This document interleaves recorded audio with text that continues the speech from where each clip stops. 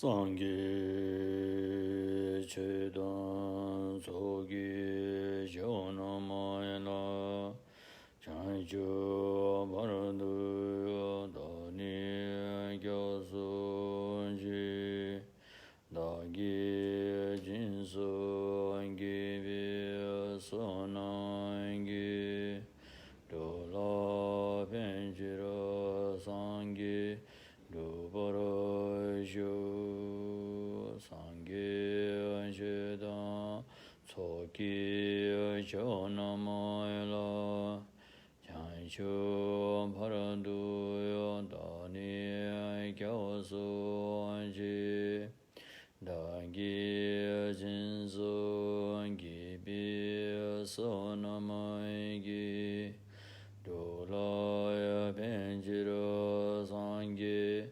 Dubara-shu Sangye-chedan Tsoki-chonamayla Chancho-bharandu-dani-kyasu-ji Dagi-jinsu-gibi-sonamai-gi Dola benjira sangye dubara-shu semjen damje devan devi gyundan dembarai gyuje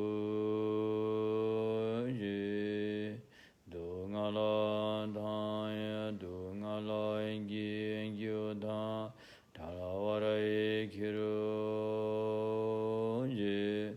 Dungala mebe devanda Midavarai kirunji Ngirin jandan Tandaravi Tanyamla nemboy kirunji Apanden tavi Nama Rinpoche Dagi Jivura Peme Tenshu Ne Kadin Chembe Kone Jeson De Kosan Toge Ngandu Sandu Soro Sashi Apeche Joshin Amento Etama Rirava Linshi Angindi Gemba Di Sangye Shindu Mide Aburavai Dukuna Enanda Shindu Chopara Shu Guru Buddha Bodhisattva Sapari Vararatna Mandala Puja Samudra Sparana Samaye Om Semjen Namki Sampada Loye Cheda Chita Vara Chechan Danamoya Tebayi Chege Koroloe Korondusu सम्पूर्ण प्राणीहरू हित तथा कल्याणार्थ सम्मा सम्पुति ज्ञान प्राप्त गर्ने मनसायको साथमा सद्धम्म देशना सुनिदिनु हुन विनम्र अनुरोध गर्दछु। महायान सूत्र अलङ्कारको धम्म देशनामा अहिले हामी महायान सूत्र अलङ्कारको 20औं अध्यायमा प्रवेश गरिसकेका छौँ।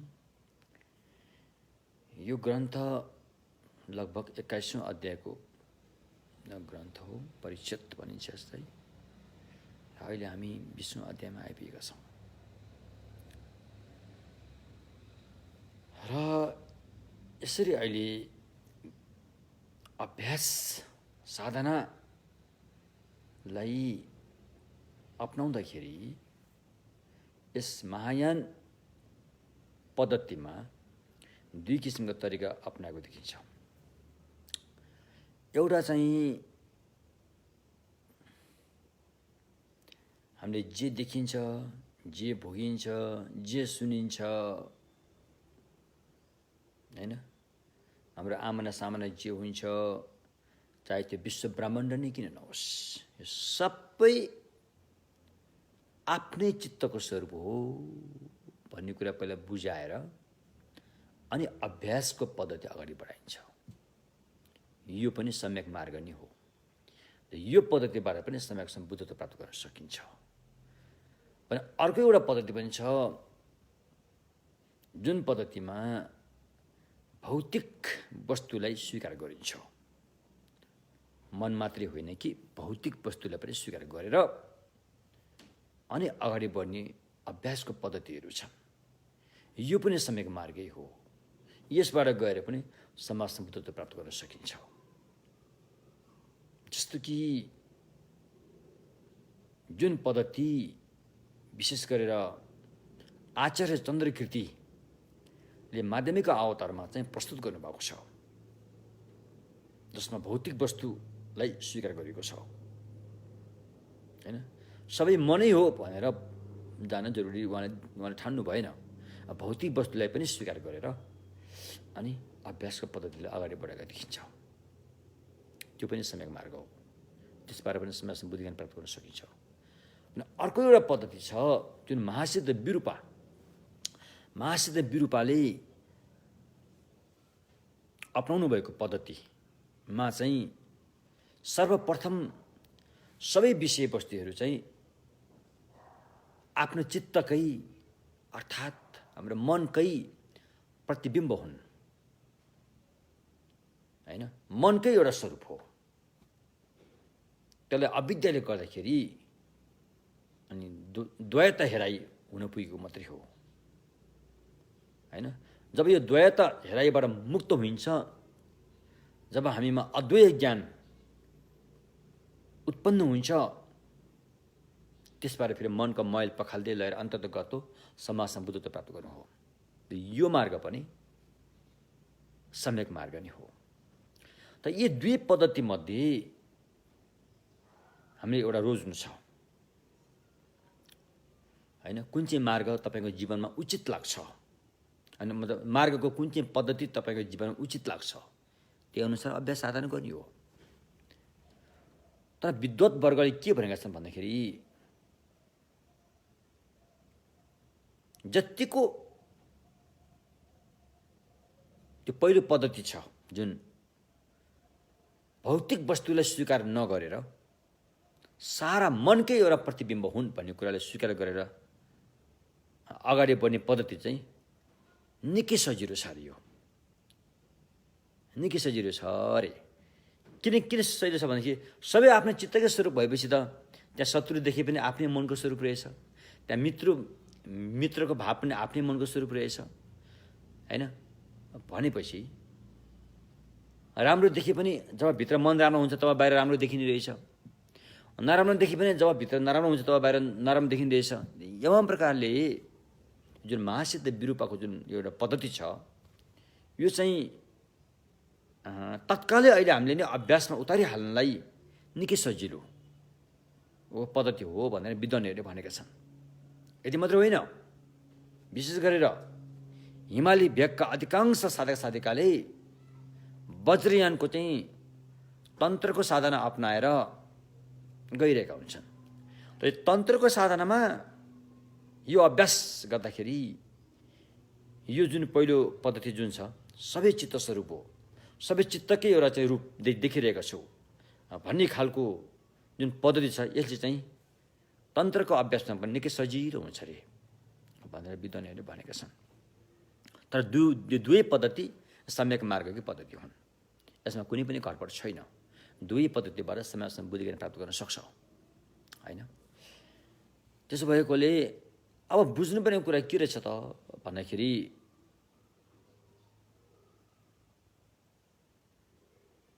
हामीले मार्गमा त्याग्नु पर्ने तीनटा कुरा छन्, हामीले फ्याँक्नु पर्ने तीनटा कुरा छन्।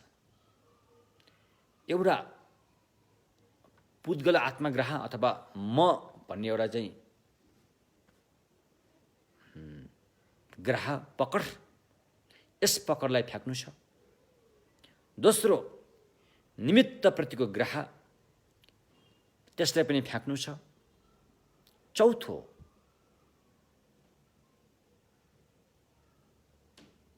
द्वैता हेराइ, यसलाई पनि फ्याँक्नु छ।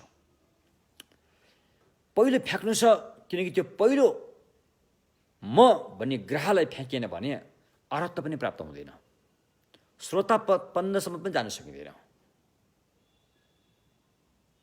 पहिला यसलाई फ्याँक्नै पर्ने हुन्छ। सबै बौद्ध साधकसाधिकाले यसलाई फ्याँक्ने उद्देश्य साधना गरिरहेका हुन्छन्, यदि सम्यक साधनामै गरेको हो भने। तर अरहत फल प्राप्त गर्ने हो भनेदेखि यति फ्याँक्यो भने पुग्छ। म भन्ने जुन आत्मग्रह पकड छ, यसलाई फ्याँक्यो भने पुगिहाल्छ। अर्को निमित्त ग्रहहरू फ्याँक्न जरुरी छैन।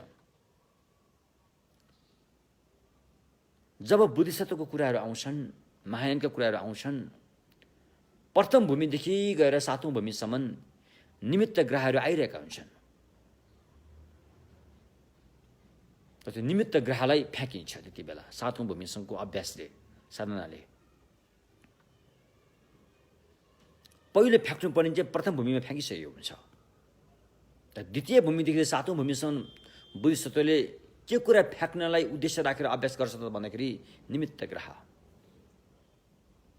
फ्याँक्नु पर्ने हुन्छ। आठौं भूमिदेखि निमित्त ग्रहबाट मुक्त भइसकेको हुन्छ। आठौं भूमिदेखि दशौं भूमिसम्म उसले केलाई फ्याँक्छ भने द्वैता हेराइलाई फ्याँक्नु पर्ने हुन्छ। त्यो द्वैता हेराइ चाहिँ उदाइरहेको हुन्छ, त्यसलाई फ्याँक्नु पर्ने हुन्छ। यो तीनटा कुरा फ्याँकिसकेपछि अनि त्यो व्यक्ति सम्मा सम्बुद्ध भूमिमा पुग्छ भन्ने कुरो हो।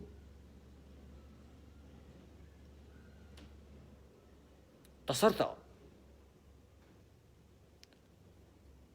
जबसम्म पहिलो फ्याँक्नुपर्ने कुरा फ्याँक्दैन भने उसले निर्वाण पाएको हुने छैन, निर्वाण पाउँदैन।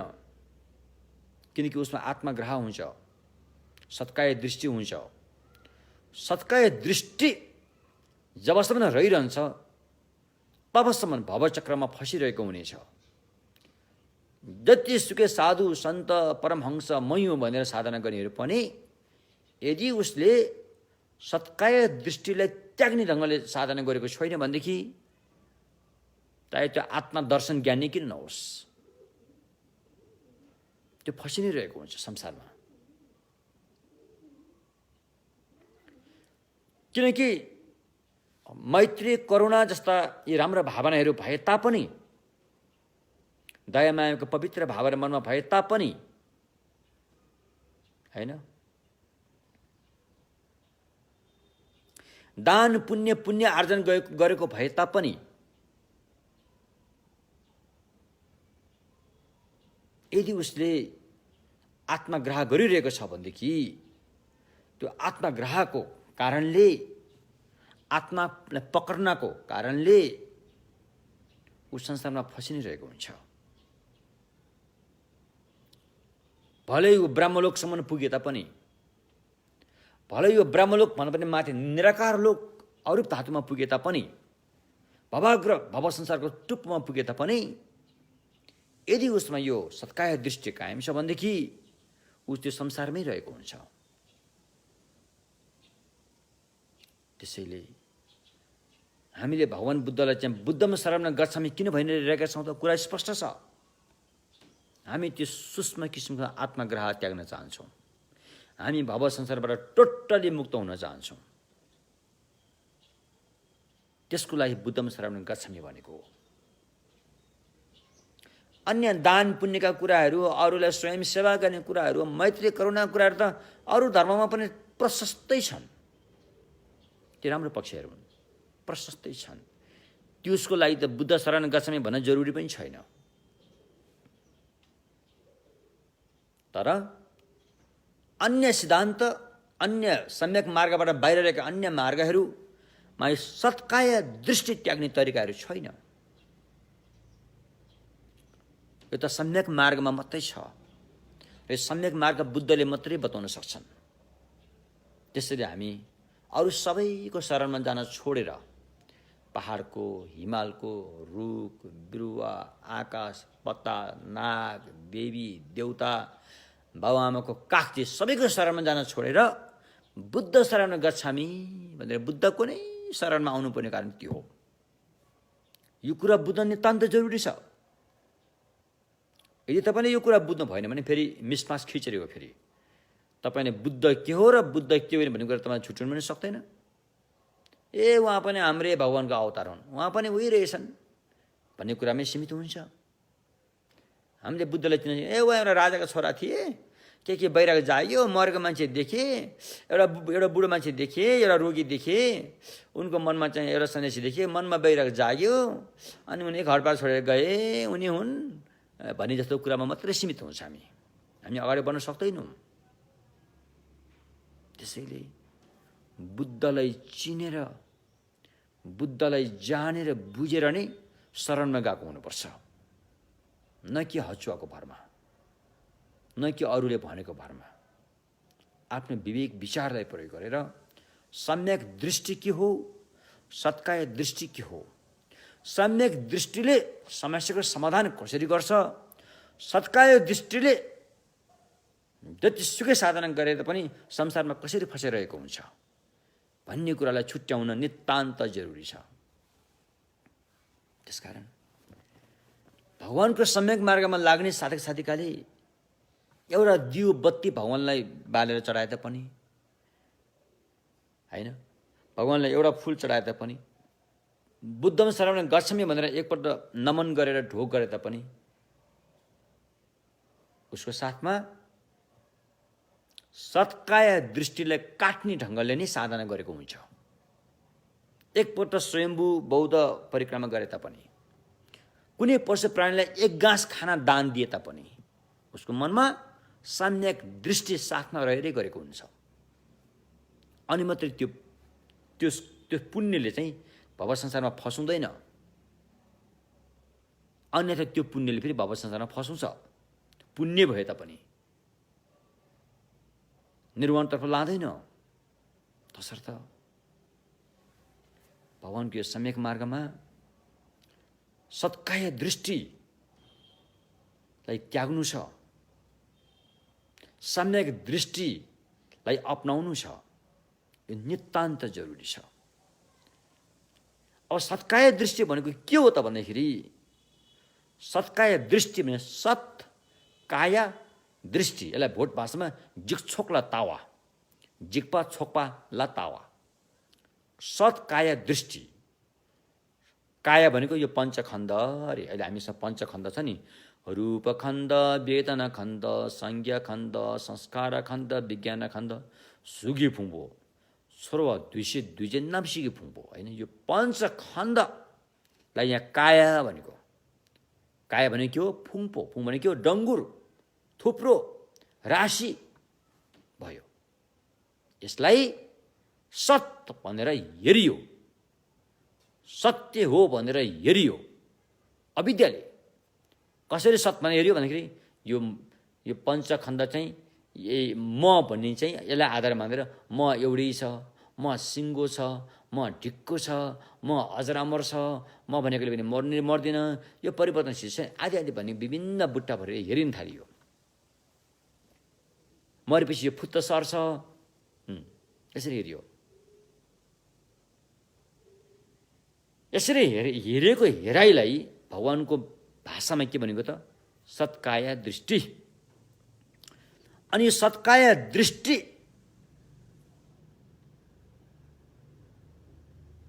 बाट उब्जेका जति पनि क्रियाकलापहरू छन्, जति पनि रीतिरिवाजहरू छन्, चाहे त्यो चाडपर्व नै किन नहोस्, चाहे त्यो विभिन्न व्रतहरू नै के, सबैलाई बुद्धको भाषामा के भनिन्छ? शील व्रत परामर्श। शील व्रत परामर्श। त्यो शील, त्यो व्रतलाई नै संसारबाट चाहिँ मुक्त हुने उपाय हो भनेर चाहिँ पक्रिने खालको, यो पनि एक किसिमको एउटा चाहिँ अज्ञानता नै हो। सत्काय दृष्टि जस्ता मिथ्या दृष्टिबाट प्रेरित भएर गरिएका क्रियाकलापहरू अधिकांश के हुन्छन्? शीलव्रत परामर्श हुन्छन्। शीलव्रत परामर्श यस्तो बन्धन हो त्यो भव संसारमा बाँधिदिने 10 संयोजन मध्ये एउटा बन्धन त्यो पनि हो। त्यसकारण कतै हामी विभिन्न रीतिरिवाजको कारणले शिलव्रत परामर्शमा त छैनौँ, शिलव्रत परामर्शमा फस्दै गएका त छैनौँ हामीहरू। हाम्रा भगवान बुद्धका अनुयायीहरूले बुझ्ने बेला आइसक्यो। अब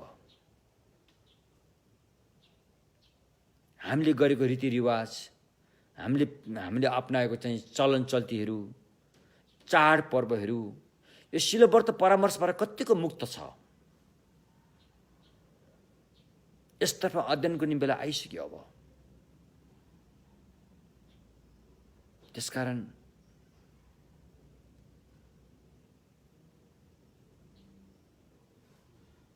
सत्काय दृष्टि नै यस्तो अविद्या हो जसले तपाईको भव संसारको यात्रालाई तय गर्छ। त्यसले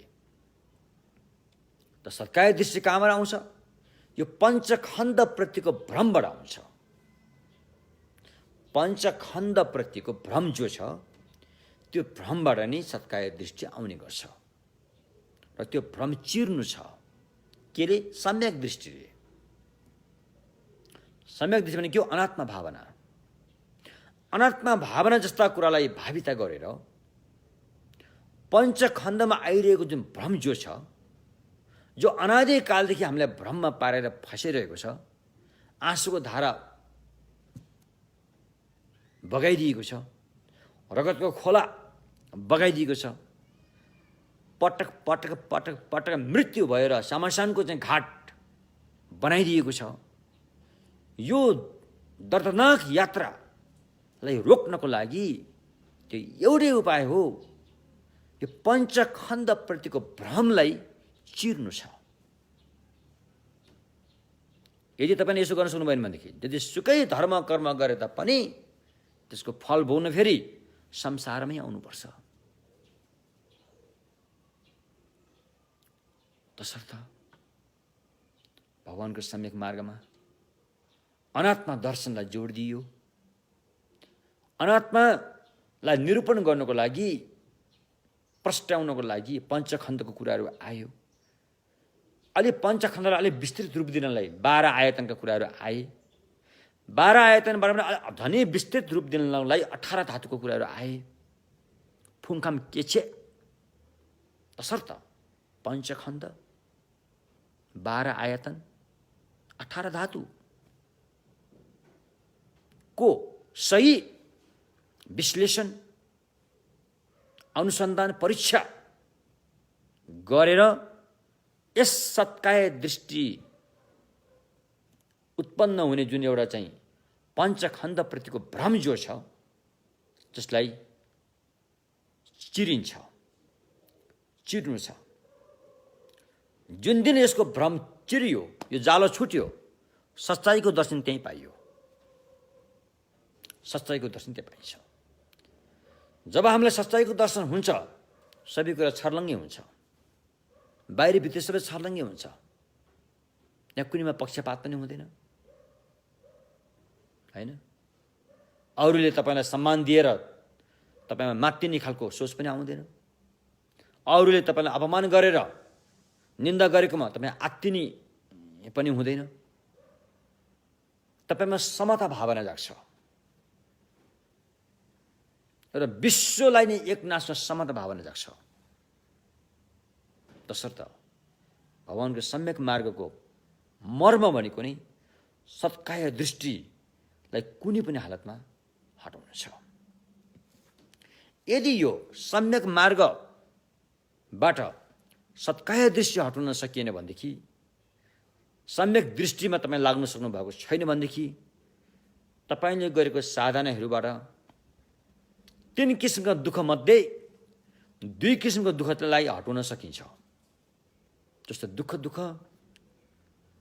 परिणाम दुःख, यो 2टा दुःखलाई चाहिँ हटाउन सकिएला। तर तेस्रो संस्कार दुःख चाहिँ हटाउन सकिन्न। संस्कार दुःख हटाउनको लागि चाहिँ लोकोत्तर मार्ग, सम्यक मार्गको जरुरी पर्छ। म यहाँबाट भन्न चाहन्छु, संस्कार दुःख हटाउने उपाय वेदनाको हिसाबले उपेक्षा वेदना हटाउने उपाय, संज्ञको हिसाबले सूक्ष्म किसिमको संज्ञा हटाउने उपाय चाहिँ सम्यक मार्गबाट मात्रै सम्भव छ। यो कुरा भगवान बुद्धले बुद्ध हुनु पहिले थाहा पाउनुभयो, चाल पाउनुभयो र अनि उहाँले आलार कालाम र उत्तराम पुत्रको आश्रमलाई छोडेर जानुभएको हो। किनकि त्यो आश्रममा सिकाइने ध्यानका पद्धति जो थिए त्यो मात्र 3 किसिमका दुःखमध्ये 2 किसिमको दुःखलाई मात्रै हटाउन सम्भव थियो, दुःख अनि परिणाम दुःख। भने तेस्रो दुःख हटाउने बारेमा त्यो आलार कालाम र उत्तराम जस्ता व्यक्तिहरूलाई यो थाहा पनि थिएन कि तेस्रो दुःख कसरी हटाइन्छ, जुन दुःखको नाम हो संस्कार दुःख, हैन, सफरिङ अफ कन्डिसनल। त्यो संस्कार दुःख हटाउनको लागि चाहिँ अनि भगवानले स्वयं आफूले खोजी गरेर अनि पहिलाका बुद्धले प्राप्त गर्नुभएको त्यो सम्यक मार्गलाई उहाँले खोजी गर्नुभयो र आफ्नो जीवनमा अपनाउनु भयो, अभ्यासमा उतार्नुभयो, अनुभूति जाग्यो र संस्कार दुःख हट्यो। त्यो एउटै मार्ग थियो, अनात्मा भावना गर्नु हो। तसर्थ हामी बुद्ध शरण गच्छामि भन्ने सबैले यो कुरा बुझ्न नितान्तै जरुरी छ। यदि यो कुरा हामीले बुझेनौँ भनेदेखि तपाईँ एउटा राजनीति हिसाबले भनौँ कि एउटा के अरे करकापको हिसाबले भनौँ कि एउटा रीतिरिवाजको हिसाबले भनौँ कि अनि एउटा के अरे चालचलनको हिसाबले भनौँ कि अनि एउटा चाहिँ हामी चाहिँ बौद्ध हौँ, एउटा चाहिँ बुद्धिस्ट परिवारमा जन्मेको हिसाबले भनौँ, त्यति मात्रैमा तपाईँ बुद्धिस्ट भएको सीमित रहन्छ। त्यहाँबाट अगाडि तपाईँ बढ्न सक्दैन जबसम्म तपाईँले यो सत्काय दृष्टिलाई फ्याँक्नुपर्ने, त्यसको लागि अनात्मा भावना गर्नुपर्ने। जबसम्म यो ज्ञान हुँदैन तबसम्म तपाईँले बुद्धलाई सही ढङ्गसँग चिनेको हुँदैन। हैन, अहिले भन्छ नि बुद्ध पनि महात्मा गान्धी जस्तै हुन् भने महात्मा गान्धीको दर्जामा राख्नेहरू पनि छ नि थुप्रै। बुद्धलाई पनि महात्मा गान्धीको दर्जामा राख्नेहरू छन् है। अनि त्यस्तै भयो, राजनीति जस्तो भएर जान्छ। तर वास्तवमा भगवानले हामीलाई सिकाउन खोज्नु भएको अनात्मा भावना हो। अनात्मा भावनाको भावी त गर्नु छ, त्यसले मात्रै यस पञ्चखण्डप्रति आएको जुन जालो, भ्रमको जालो छ त्यसलाई चिर्नेछ। अब यसमा यो जालो चिर्ने क्रममा भगवान बुद्धको परिनिर्वाण भइसकेपछि बौद्ध धर्मभित्र पनि धेरै कुराहरू भिन्न केही सिद्धान्तहरू चाहिँ देखा परे।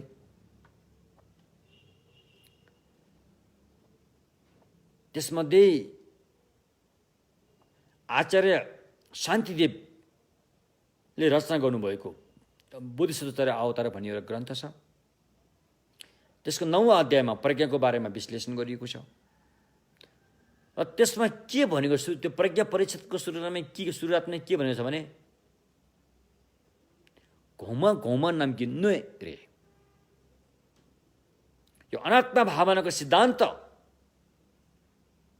पनि केही भिन्नताहरू देखिन्छ।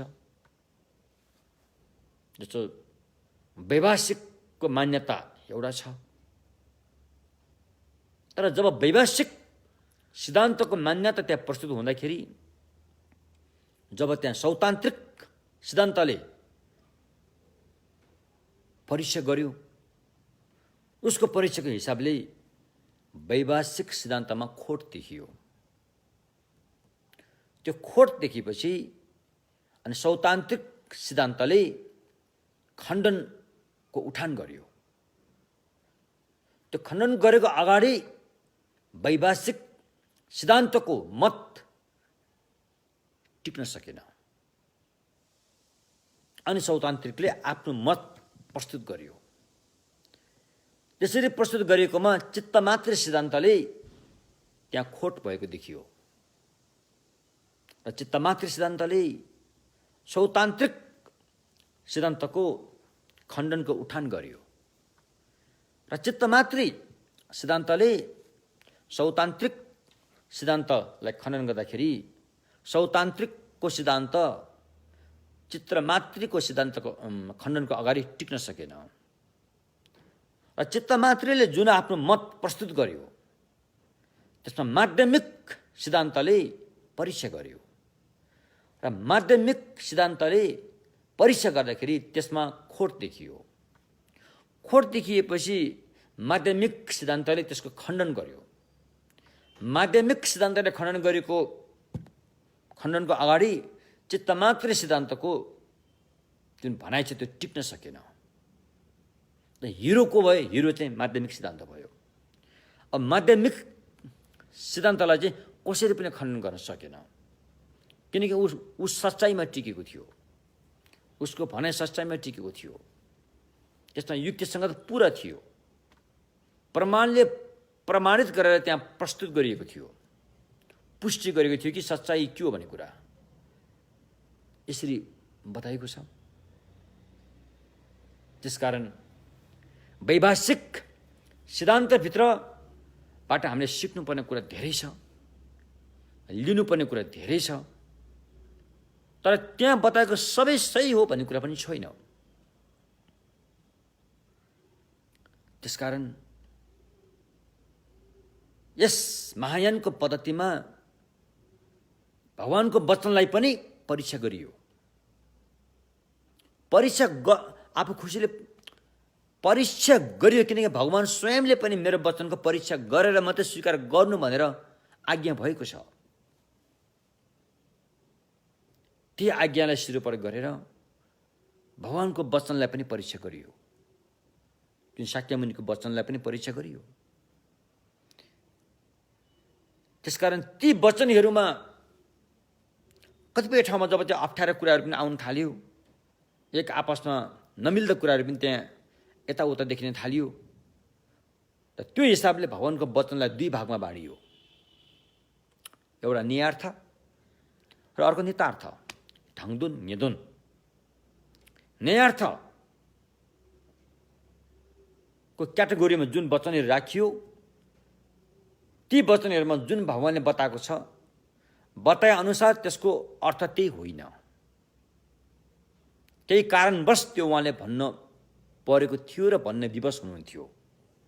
त्यस्तै व्यक्तिहरूको कारणले त्यही अनुसार भन्नु पनि परेको थियो, तर उहाँले भन्न खोज्नु भएको त्यो होइन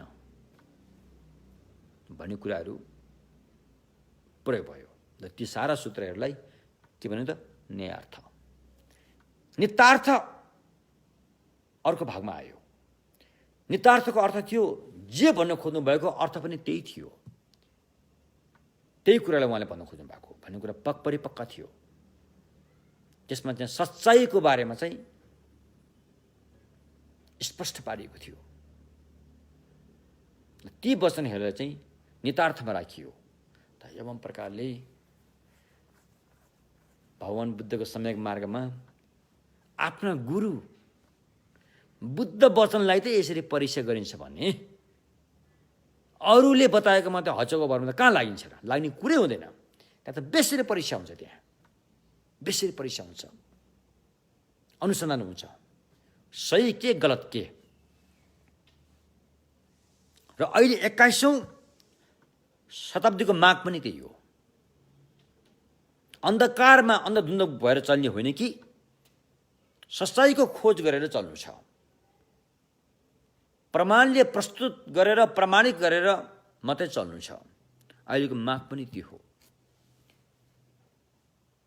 पहिला हामीले सुन्दै आएको थियौँ नि है, पौराणिक कथाहरूमा विभिन्न सुन्छौँ नि है, धनुष बाण चढाए रे, भाला हाने रे, गद्दा हाने रे, पुष्प विमानमा उडाएर लिएर गए रे भन्ने सुन्छौँ न हामीले।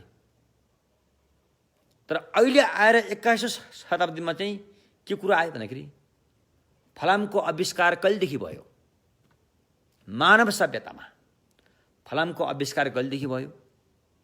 सुनको आविष्कार कहिलेदेखि भयो? विमान हवाई जहाजको आविष्कार कहिलेदेखि भयो?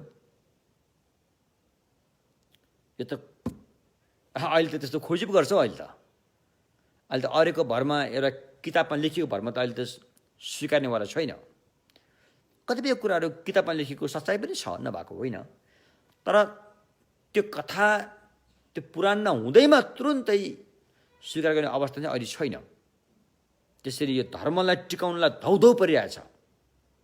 यो विश्वमा धर्मलाई टिकाउनलाई धौधौ परेको कारण चाहिँ यहाँ इतिहास खोज्छ। अब चाहे कुनै पनि धर्म होस्, इस्लाम होस्, इसाई होस्, हिन्दू होस्, बौद्ध होस्,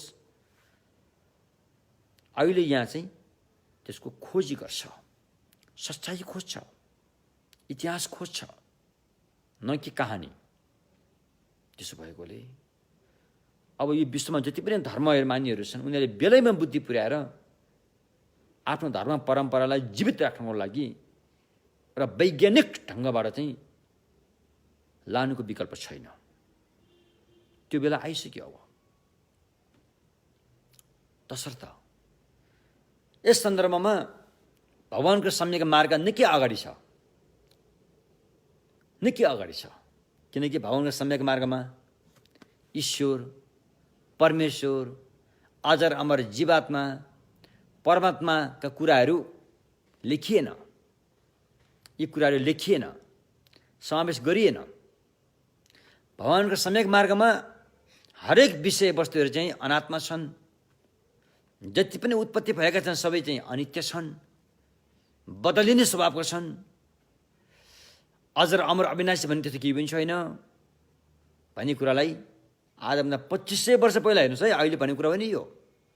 त्यस बेलामा चाहिँ भगवानले कति, अब अहिलेका मान्छेहरूले त यस्तो अन्धविश्वास विभिन्न कारणमा फसिरहेका हुन्छन्, तर 2500 वर्ष पहिला भगवानले कसरी यी कुराहरू भन्न सक्नुभयो होला? अद्भुत छ यो, आश्चर्य छ। जुन अहिलेका क्वान्टम थ्योरी मान्ने, सिद्धान्त मान्ने जुन वैज्ञानिकहरू छन् उनीहरू पनि तीन छक्क पर्छन् कि शाक्यमुनिले कसरी यस्ता हैन विषयहरूको चाहिँ आविष्कार गर्नुभयो भन्ने कुराहरू छ। तर यो त वास्तविक सनातन हो। सनातन भन्ने शब्द यता हिन्दूहरूले पनि प्रयोग गर्छन्, अन्य अरूहरूले पनि गर्लान्। भगवान बुद्धको वचनमा पनि देखिन्छ सनातन भन्ने। तर अहिले त सनातन भन्ने त अर्कोले आफ्नो प्याउ जस्तो पारेर लैसक्यो। सनातन भन्ने शब्द यिनीहरू अरूले बढी प्रयोग गर्छन्। तर भगवान बुद्धले पनि तपाईँले धम्मपद हेर्नुभयो भने त्यहाँ पनि सनातन भन्ने शब्दहरू आएको देखिन्छ। सनातन भनेको चाहिँ यो अनादिकालदेखि चल्दै आएको एउटा नियम हो, प्रकृतिको नियम हो हैन? त्यसलाई सनातन भनिन्छ। प्रकृतिको वास्तविकतालाई भनिन्छ। त्यो प्रकृतिको वास्तविकताको विरुद्धमा गएर सनातन हुँदैन। त्यतिसुकै सुगाको रटन गरे पनि सनातन हुनेवाला छैन। त्यो प्रकृतिलाई चाहिँ त्यसको वास्तविक सच्चाइ जुन पहिले पनि थियो, अहिले पनि छ, भविष्यमा पनि हुनेछ हैन? जस्तो कि आफ्नो स्वार्थको लागि अरूले हत्या गर्यो भनेदेखि त्यसको बदलामा आफूले त्यही खालको कर्मको फल चुकाउनै पर्छ भने यो प्रकृतिको नियम हो। अरूलाई दुःख दिएर, पीडा दिएर मैले सुख पाउँछु भन्ने खाले गयो भने त्यो प्रकृतिको नियमबाट बाहिर भयो। त्यसलाई सनातन भनिँदैन। त्यसकारण भगवानको यो सम्यक मार्ग यही सनातन हो। किनकि यो मार्गलाई अहिलेका भगवान बुद्धले मात्रै बताएको होइन, योभन्दा पहिलाका कश्यप बुद्धले पनि यही मार्ग बताउनु भएको हो।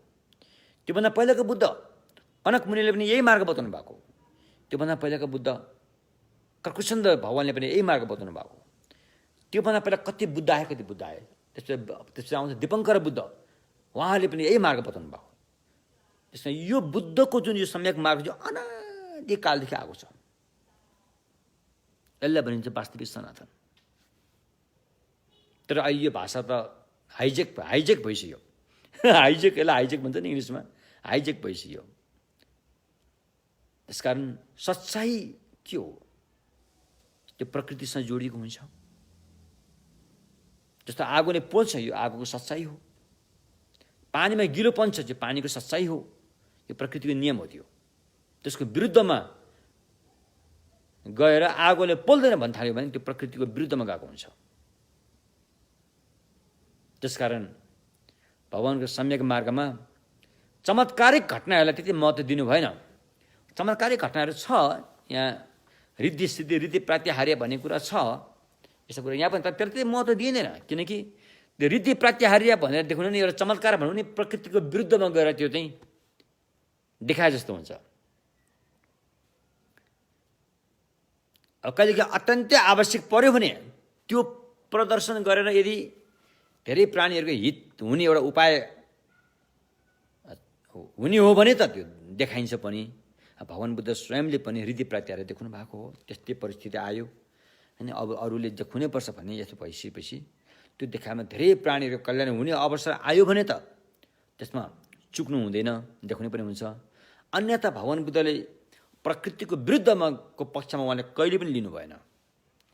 लाउने लुगाधरी प्रकृतिसँग मेल खाने गरी बुद्धले त्यो डिजाइन बनाउनु भएको हो। अहिले भिक्षु भिक्षुनीहरूले लाउने जो चिबर छ, चिबर त्यो काटेर फेरि गाँसिन्छ, त्यसलाई कोठा कोठा कोठा कोठाको आकार दिएर बनाएको हुन्छ।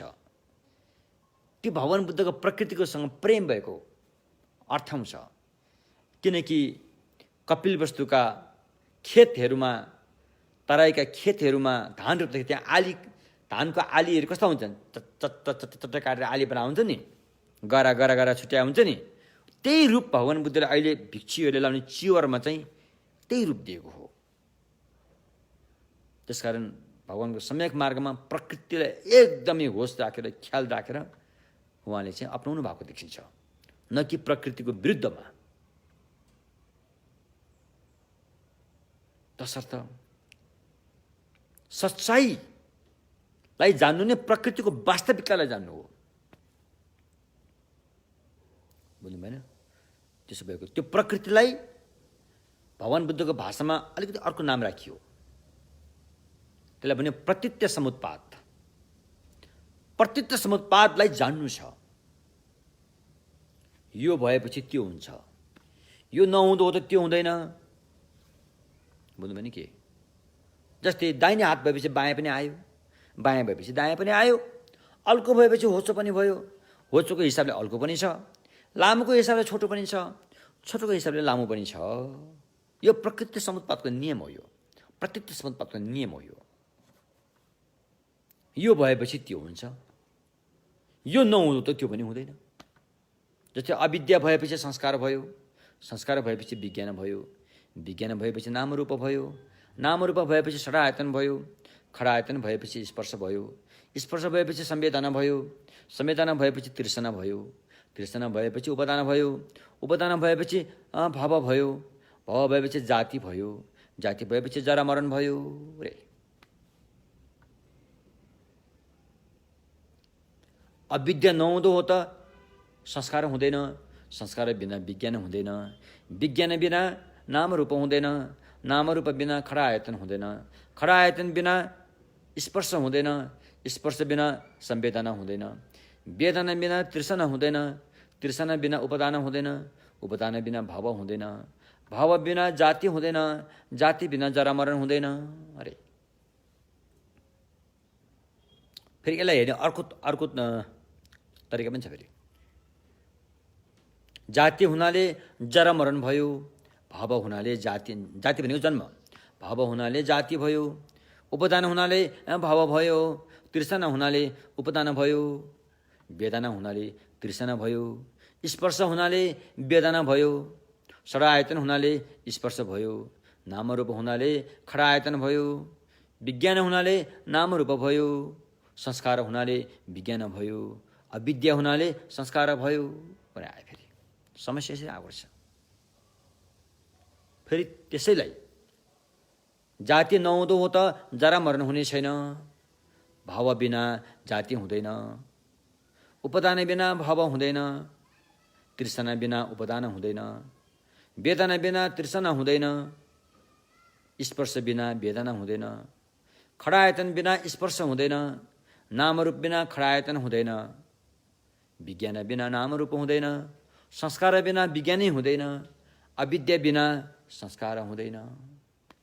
एवं प्रकारले जीवनको प्रकृति हो यो। फेरि हाम्रो जीवनको प्रकृति भगवानको सम्यक मार्गमा यसलाई स्पष्ट सच्चाइलाई सरल तरिकाबाट स्पष्ट पारिदिनु भएको छ। यसरी खुलस्त रूपमा बताउनु भएको छ कि एउटा स्वस्थ आँखा भएको मान्छेले बोराभित्र राखेको धान, गहुँ, चामल, मकै, भटमास, तोरी सारा कुराहरूलाई त्यो बोराको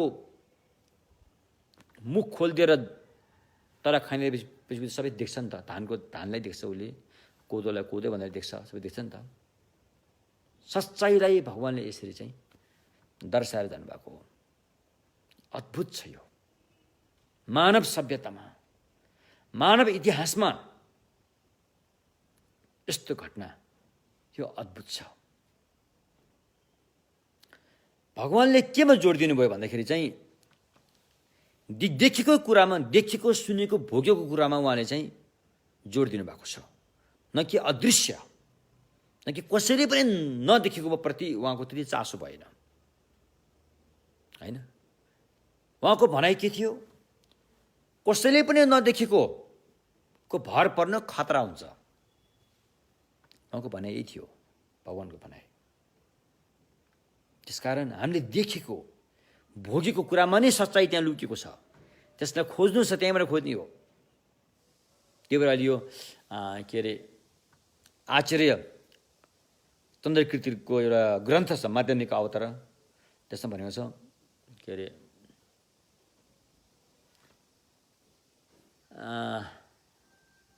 मैले त्यही राम्रोसँग याद आएन त्यो शब्द।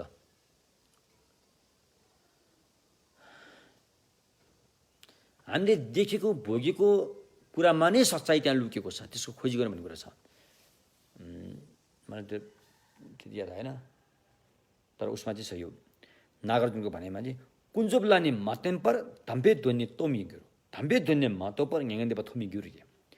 जबसम्म हामीले देखेको, भोगेको यी कुराहरूलाई हामीले बोध गर्दैनौँ, तबसम्म सच्चाइको दर्शन हुनेवाला छैन। बाहिर अदृश्य कुरालाई खोजेर सच्चाइको दर्शन हुनेवाला छैन। सच्चाइको दर्शन त यहीँबाट हुनुपर्छ, यहीँबाटै, होइन। अब हामीले देखेको भोगेको कुरा के हो त? शरीर, मन, वचन, यही हो। तन, मन, वचन, हामीसँग भएको यही तिनवटा कुरा छन्। तन, मन, वचन, शरीर, मन, वचन, यही हो। यो तन, मन, वचन हामीलाई थाहा छ, हामीले देख्न सक्छौँ, होइन। तन, मन, वचनमा रहेको मैल, विशेष गरेर मनमा रहेको मैललाई पखाल्न सक्यो भनेदेखि ह्याप्पिनेस, सुख त यहाँ पनि आउँछ। त्यो कसैले पनि नदेखेको अदृश्य तत्त्व, अदृश्य कुराको टोटल्लै भर परेर जानुभन्दा हामीले देखिरहेको, अनुभव गरिरहेको, होइन, तन, मन, वचन, यसमा रहेको मैललाई टोटल्लै पखालिदियो भने त सुख त यहाँ पनि आउँदो रहेछ नि त। आखिरमा हामी के को लागि गर्दैछौँ त? बिहानदेखि बेलुकासम्म के को लागि भागिरहेका छौँ? सुख पाउनुलाई हो। तपाईँलाई जेसुकै बहाना बनाउनुहोस् न, आखिरमा सुख पाउनुलाई हो। जसरी हामी चाहिँ मनोरञ्जन, मोज मस्ती, पार्टी जेसुकै गरोस् न, आखिरमा खाना खानको लागि हो। खाना खाइसकेपछि त्यो काम सकियो, अनि मान्छेहरू फर्किन्छन्। जेसुकै नाचे पनि, गाए पनि, यताउता गफ गाफ गरे पनि, तेस्रो आँखा चाहिँ खानामा हुन्छ। जब खाना खाएपछि अनि काम सकियो भने जस्तै आखिरमा हामीले गरेको के को लागि?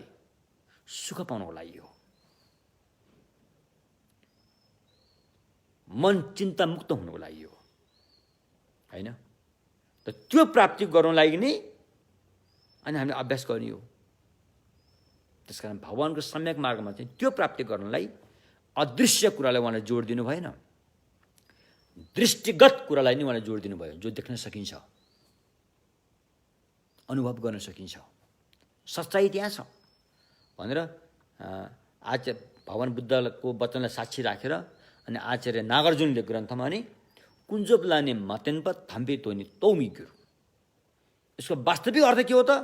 अदृश्य कुराको भर परेर सच्चाइको दर्शन हुँदैन। दृष्टिगत कुरालाई नै अपनाएर सच्चाइको दर्शन गर्न सकिन्छ। कुरो यस्तो आयो, कुरोको चुरो यो हो, त्यसको भाव अर्थ यो हो। तसर्थ भगवानले हामीले देखेको यो पञ्चखण्ड जो छ यसलाई नै जोड दिनुभयो कि सच्चाइ यहीँ लुकेको छ, बाहिर कहीँ छैन, सच्चाइ यहीँ छ। तर अहिले हामी भ्रममा छौँ। यो भ्रमको जालो चिर्न साथ सच्चाइ त्यहीँ प्रकट हुन्छ। त्यसलाई भनिन्छ यो महासिद्ध विरूपाको परम्परामा खोर्दे एर्मे संसार निर्वाण एक रस बुझ्नेको लागि तपाईँ त्यो अवस्थामा पुग्न सक्यो भने तपाईँको लागि संसार निर्वाण छुट्टै भने तपाईँले पाउनुहुन्न। संसारको सच्चाइ बुझ्नु नै निर्वाण हो। संसारलाई छोडेर पन्छाएर अलग्गै सच्चाइ खोजेर त्यो पाउनेवाला छैन। संसारलाई नै बुझ्नु छ, त्यसले बुझ्यो कि निर्वाण त्यही हो। तर अहिले हामी त्यसलाई सही ढङ्गले बुझेछौँ। अहिले हामी भ्रममा छौँ, भ्रमको जालोमा परेकोले अहिले हामी फोकटमा चाहिँ आँसुको धारा बग्नु परेको छ, रगतको खोला बग्नु परेको छ। जतिसुकै राम्रो घर बनाए तापनि मरेको मुर्दाको लहर त्यस घरबाट निस्किने छ, मसनघाट बन्ने छ, हड्डीका थुप्रा जम्मा हुनेछन्। यो यात्रा त जारी रहन्छ जबसम्म यो भ्रम चिरिँदैन। जुन दिन यो सच्चाइ पञ्चखण्डप्रतिको भ्रम चिरिन्छ, सच्चाइ त्यहीँ प्रकट हुन्छ। योभन्दा अलग्गै सच्चाइ भन्ने छैन भनेर महासिद्ध विरूपाले खोर्दे एर्मे संसार निर्वाण अभिन्न बुझ्नेको लागि अभिन्न छुट्टै छैन। संसारलाई त्यागेर अलग्गै निर्वाण भन्ने हुँदैन। संसारको सच्चाइ बुझ्नु नै निर्वाण हो, हैन? तर अहिले यो कुरा बुझ्नको लागि त संसारकै हिसाबले कुरा गर्नु पर्यो, निर्वाणकै हिसाबले कुरा गर्नु पर्यो। त्यो गर्ने अवस्था छ नि त। त्यसरी यो संसार हो, संसारलाई त्याग्नुपर्छ, निर्वाण प्राप्त हुन्छ भने जस्तो कुरा अहिले हामीलाई यस्तो भन्नुहुन्छ नि, संसारबाट फुत्त निस्किएपछि अनि कहीँ एउटा प्राप्त गर्ने होला नि निर्वाण भन्ने लाग्छ। वास्तवमा त्यस्तो होइन। संसार स्वयंको सच्चाइ बुझ्नु त्यही निर्वाण हो। त्योभन्दा अलग निर्वाण भन्ने हुँदैन भन्ने कुरा महासिद्ध विरूपाको उपदेशमा यी कुराहरू चाहिँ उल्लेख भएका छन्। यी महासिद्ध विरूपा भन्ने व्यक्ति उहाँ कुनै बेला खेन्पो हुनुहुन्थ्यो, उपाध्याय खेन्पो हुनुहुन्थ्यो। कहाँको? नालन्दा विश्वविद्यालयको, विशाल विश्वविद्यालय। भगवानको सम्यक मार्ग भारतवर्षमा 90% नै व्यापक भएको बेलामा त्यहाँ ठुला ठुला बौद्ध विश्वको इतिहासमा आवासीय विश्वविद्यालय हो। आवासीय विश्वविद्यालय पहिलोपल्ट भएको चाहिँ बौद्ध विश्वविद्यालय हो। नालन्दा, विक्रमशिला, ओतन्तपुरी, सोमपुरी, तक्षशिला आज यस्ता विश्वविद्यालय कति हो अझै साउथ इन्डियातिर कति छन्। र त्यस विश्वविद्यालयमा अध्ययन गर्ने व्यक्तिहरू कहाँका थिए त? त्यही भारतका थिए।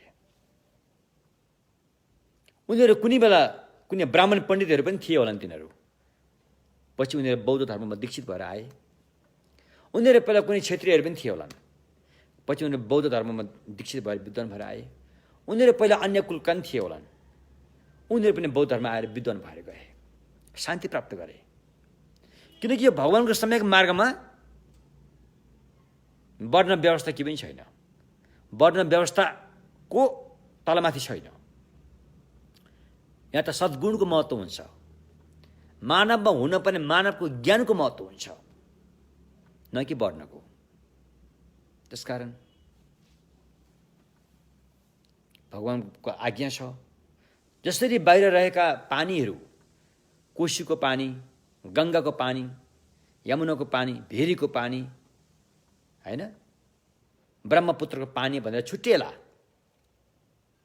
तर जब ती पानी सबै आखिरमा कहाँ पुग्छन्? महासागरमा पुग्छ। समुद्रमा पुगेपछि त्यो पानी छुट्टिँदैन। कुन खोलाको कुन नदीको पानी भनेर छुट्टिँदैन, सबै समता हुन्छ, एकलास हुन्छ। त्यस्तै भलै पहिला भगवानको सम्यक मार्गमा आउनुभन्दा पहिला यो जाति त्यो जाति यो ऊ भन्ने होला, त्यस्ता भने होलान्, ती संस्कारहरू होलान्। तर त बुद्ध शरणमा गच्छन् भनेर आइसकेपछि सबै समता, सबै एकनाश। त्यसकारण भगवानले जुन निस्कुल भनेर उपेक्षित रहेका वर्गहरू थिए त्यसको उत्थान गर्नुभयो। यो कुरा हामीले बिर्सनु हुँदैन। यो ठुलो क्रान्ति थियो, भगवानले ठुलो क्रान्ति ल्याउनु भएको। यो 2500 वर्ष पहिला कस्तो जटिलता थियो होला, कस्तो अन्धविश्वासले ग्रसित भएर रहेको होला, त्यो समाजहरू थियो होला नि त्यहाँ। त्यस्तोमा भगवानले औँला उठाउनु भयो, समता ल्याउन भगवानले द्वार ढोका खोलिदिनु भयो। मानवमा यदि प्रकृतिले साथ दिन्छ भने हामीले किन तलमाथि पार्ने? चाहे त्यो बाहुन होस्, चाहे क्षेत्री होस्, चाहे कामी दमाई, चाहे जोसुकै होस्, प्रकृतिले त बराबर हिसाब गर्छ। आगोले त सबैले पोल्छ, पानीले त सबैको प्यास मेटाउँछ, हावाले त सबैलाई अक्सिजन दिन्छ। यसमा त बराबर छ। जब प्रकृतिले हामीलाई बराबरको चाहिँ हिस्सेदार बनाउँछ भने हामीले किन अलग हिस्सेदार बनाउने? यदि प्रकृतिको नियम विरुद्ध हामी गएका छौँ भने यो हाम्रै हानि हुन्छ, हाम्रै नोक्सान हुन्छ भनेर भगवानले सच्चाइ देखाउनु भयो। सच्चाइ देखाउनु भयो, अद्भुत थियो यो। त्यस्ता व्यक्ति नेपालमा जन्मनु भएको हेर्नुहोस् न, अहिले विश्वासै गर्न गाह्रो है। त सच्चाइ हो। यही लुम्बिनीमा जन्मेको, यही हाम्रो घरमा जन्मेको त्यस्ता व्यक्ति जुन अहिले हामी सोच्नै सक्दैनौँ कि त्यस्ता पनि थिए रे नेपालमा जन्मेका। हामीलाई विश्वास गर्न गाह्रो भयो। बुद्ध नेपालमा जन्मेछन् भने हामीलाई विश्वास गर्न गाह्रो भयो। किन भयो? किनकि अब हाम्रो समाज भगवानको सम्यक समाजबाट चाहिँ दूर भइसकेको छ। भगवानले देखेको सम्यक समाज एउटा जुन उहाँको एउटा थियो, त्यसबाट हामी धेरै पछि परेका छौँ, धेरै पछि परेका। त्यसले गर्दाखेरि विश्वास गर्ने गाह्रो भइसक्यो। विश्वले पनि यसलाई हेर्छन्, भगवान बुद्ध जन्मे यहाँ हो त भने अहिले बुद्ध जन्मेको मान्छेहरू कस्ता होलान् भने उनीहरूको ठुलो आस्था हुन्छ, ठुलो एउटा विश्वास हुन्छ। जब यहाँ आएर हाम्रो हालत हेर्छन्, हाम्रो आनी बानी हेर्छन्, हाम्रो तौर तरिका हेर्छन्, अनि उनीहरूलाई दिक्क लाग्दो हो। किनकि हामीले जो सम्यक मार्गको जुन एउटा समाज तयार थियो, भगवानले बनाउनु भएको थियो, हामी त्यो समाजबाट धेरै हामीले अहिले त्यस्तो भइरहेको छौँ नि त हाम्रो समाजमा, होइन? त्यसो भएको विश्वास गर्ने गाह्रो यो हो। त्यसमा अब हामीले बेलामै बुद्धि पुर्याएर भगवानको सम्यक समाज के थियो, त्यसमा चोरी गरिन्न, झुटो बोलिन्न, व्याभिचार, पञ्चशील पालन गरिन्छ। मेरो भ्रमण एकपल्ट श्रीलङ्कामा भएको थियो। बुद्ध जन्मेको देश त होइन श्रीलङ्का, धेरै टाढा छ यहाँबाट, होइन? नेपालबाट 3 घन्टा फ्लाइट लाग्छ, फ्लाइटमा 3 घन्टा लाग्छ कोलम्बो पुग्नलाई। त्यहाँ गएपछि मलाई पक्कै बुद्ध नेपालमा जन्मेको हो कि यहाँ जन्मेको भने मलाई शङ्का पो लाग्न थाल्यो त्यहाँ गएपछि मलाई त। किनकि त्यहाँका मान्छेको त्यहाँ सम्यक आचरण, त्यहाँ केही हिन्दूहरू पनि छन्, केही क्रिस्चियनहरू पनि छन्, त्यहाँ केही मुस्लिमहरू पनि छन्, उनीहरूमा पनि भगवानको सम्यक मार्गको छाया परेको रहेछ। हेर्नुहोस् त, त्यस्तो सच्चा दिल भएको मान्छेहरू त्यहाँ। कसैको पैसाको मुठो झऱ्यो भने पनि त्यहाँ लिनेवाला छैन। अनि मलाई शङ्का लाग्यो, बुद्ध नेपालमै जन्मेको हो त? तर मेरो मन उतै तानियो, भगवानको जन्म त यहाँ पो भएको हो कि भन्ने जस्तो आयो। एकदमै मलाई श्रद्धा जाग्यो। र मैले भ्रमण गरेको अन्य देशहरूमा पनि श्रीलङ्काका व्यक्तिहरूले मैले भेट्ने गरेको छु। उहाँहरूको समाज बहुत राम्रो छ, बहुत राम्रो छ। उहाँहरूले 1 हप्ताको 1 दिन चाहिँ आफ्नो बालबच्चालाई, त्यो गुम्बा पुरै बालबच्चालाई नै जिम्मा दिन्छन्। त्यो 1 दिन चाहिँ बालबच्चाको लागि नै हुन्छ त्यो गुम्बा। त्यही हिसाबले उनीहरूलाई शिक्षा दीक्षा दिन्छन् बालबच्चालाई। त्यो सम्यक समाजको चाहिँ शिक्षा दिइन्छ, त्यहाँ नैतिकता हुन्छ। अद्भुत छ त्यो समाज। त्यसपछि मेरो भ्रमण बर्मामा भयो, त्यहाँ पनि मैले त्यस्तै देख्न पाएँ। त्यसो भएकोले हामी भगवानको जन्मेको घरमा हाम्रो जन्म भएको हो, यो हामीले बिर्सिनु हुँदैन। चाहे हामी जुनै पनि अब धर्म मानौँ त्यो आफ्नो ठाउँमा छ, तर कमसेकम हामी यति बुझ्नु पऱ्यो कि हामी बुद्धको घरमा जन्मेका हौँ र बुद्धको घरमा हामी छौँ। कमसेकम एउटा इज्जतको हिसाबले पनि हामी भगवान् बुद्धको परिवार हुँ भन्ने त्यो एउटा भन्न योग्य हुनु पऱ्यो नि, त्यति त होइन। तर हामी अधिकांश हामीले चाहिँ त्यसको विरुद्धमा गएर, प्रकृतिको विरुद्धमा गएर अनि हामीले चाहिँ हुने नहुने काम पनि गरिरहेका हुन्छौँ। त्यो अत्यन्तै लाज मान्नुपर्ने काम हो, यो कुरो हो होइन। त्यसर्थ यी अतिरिक्त कुरा मैले यहाँ भन्न चाहेँ। अब हामी मूल विषयमा महायान सूत्र अलङ्कारमा जाउँ। हिजो हामीले विशेष गरेर महायान सूत्र अलङ्कारबाट लिएर के कुरा गऱ्यौँ भन्दाखेरि हित, अर्को हित, गुणको बदला गुण त सबैले भन्छन्। अन्य धर्म आलमीहरूले पनि गुण लगायो भने गुण लाउनुपर्छ भन्छन्। तर भगवानको सम्यक मार्गमा गुणको बदला गुण त लाउनै छ, खुनको बदला पनि गुण लाउनुपर्छ अरे। यो भगवानको सम्यक मार्ग। अरूहरूले चाहिँ खुनको बदला खुन भन्छन्। पौराणिक कथाहरू तपाईँ हेर्नुहोस् होइन, विभिन्न अब छ नि अब धर्मको लागि युद्ध छ नि त्यस्तो। तर भगवानको सम्यक मार्गमा गुणको बदला गुण त त्यो त स्वाभाविक कुरै भइहाल्यो, त्यो त अब साधारण व्यक्तिले गर्ने भए। तर भगवानको सम्यक मार्ग खुनको बदला पनि गुण दिनुपर्छ, त्यो खुनलाई गुणमा रूपान्तरित गर्न सक्नुपर्छ। भगवानको सम्यक मार्गको लक्ष्य यो हो। त्यो कुरा हामीले हिजो भन्यौँ। अब आज चाहिँ गुणगान, सम्यक समाज, नैतिकता, मानव हुनपर्ने मानवता जस्ता नैतिक गुणहरूको गुणगान गर्नुपर्ने कुरो छ। मानवमा हुनपर्ने एउटा मानवता, नैतिकताको कुरा गर्दाखेरि मलाई भगवान् बुद्ध हुनुभन्दा पहिलाको केही घटनाका मलाई याद, केही घटना चाहिँ मैले पढेको छु। भगवान् कुनै बेला आफ्नो अन्य साथीहरूको साथमा, त्यति बेला उहाँलाई बोधिसत्व भनिन्थ्यो, उहाँको नाम चाहिँ सिद्धार्थ भनिन्थ्यो, तर उहाँ बोधिसत्व भनिन्छ ऐतिहासिक हिसाबले कुरा गर्नु पर्दाखेरि। र राजकुमारहरू यस्तै टहल्दै खेल्दै जाँदाखेरि बेलुकी पख घाम अस्तिने बेला भइसकेको रहेछ। मौसम एकदमै सफा थियो, राम्रो थियो र चराचुरुङ्गीहरू पनि आफ्नो वासस्थानतर्फ आकाश मार्ग हुँदै उडेर गइरहेका थिए। र अचानक त्यहाँबाट हाँसको बथान उडेर आयो। हाँसको बथान उडेर जाँदै थियो र एकजना राजकुमार जसको नाम थियो देवदत्त, उनले त्यो हाँसको शिकार गर्ने आशयले बाण छोडे, बाण हाने। एउटा हाँसमा बाण लागिगयो क्या अरे।